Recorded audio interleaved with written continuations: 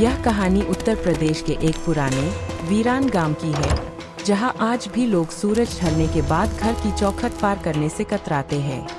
नीम के पेड़ वाली हवेली करीब 200 साल पुरानी बात है। अवध के एक छोटे से गांव में एक भव्य हवेली हुआ करती थी। उस हवेली के आंगन के ठीक बीचों बीच एक विशाल काला नीम का पेड़ था। गांव वालों का मानना था कि वह पेड़ सामान्य नहीं है, उसकी टहनियाँ हवा के बिना भी हिलती थीं। वह मनहूस रात। कहानी शुरू होती है एक जवान मुसाफिर माधव से। माधव शहर से अपने पुश्तैनी गांव लौट रहा था, लेकिन रास्ते में बैलगाड़ी खराब होने के कारण उसे रात बिताने के लिए उसी पुरानी हवेली का सहारा लेना पड़ा। गांव के बुजुर्गों ने उसे टोका, बेटा, उस हवेली की हवाओं में भारीपन है, वहां मत रुकना। पर माधव पढ़ा लिखा और निडर था। उसने हंसकर उनकी बात टाल दी। आधी रात का सन्नाटा। हवेली के अंदर धूल की मोटी परत जमी थी। माधव ने आंगन वाले नीम के पेड़ के पास ही अपना बिस्तर लगाया। रात के करीब 2 बज रहे थे। अचानक माधव की नींद एक अजीब सी आवाज से खुली। छन छन छन छन।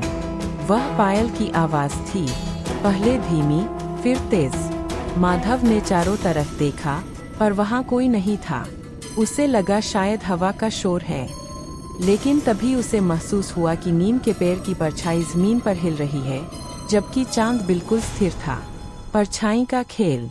माधव ने ऊपर देखा और उसके गले से चीख निकलने ही वाली थी कि उसकी आवाज फंस गई। नीम की एक डाल पर एक स्त्री बैठी थी, सफेद लिबास, बिखरे हुए बाल और उसकी आंखें कोयले की तरह काली थीं।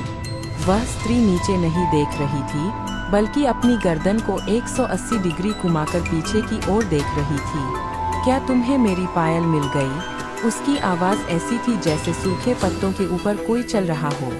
माधव वहां से भागने की कोशिश करने लगा, लेकिन उसने देखा कि हवेली के सभी दरवाजे गायब हो चुके हैं। वह जहां भी भागता, घूम फिरकर उसी नीम के पेड़ के पास आ जाता। अंतिम दृश्य। तभी नीम की टहनियाँ सांपों की तरह नीचे आईं और माधव के पैरों को जकड़ लिया।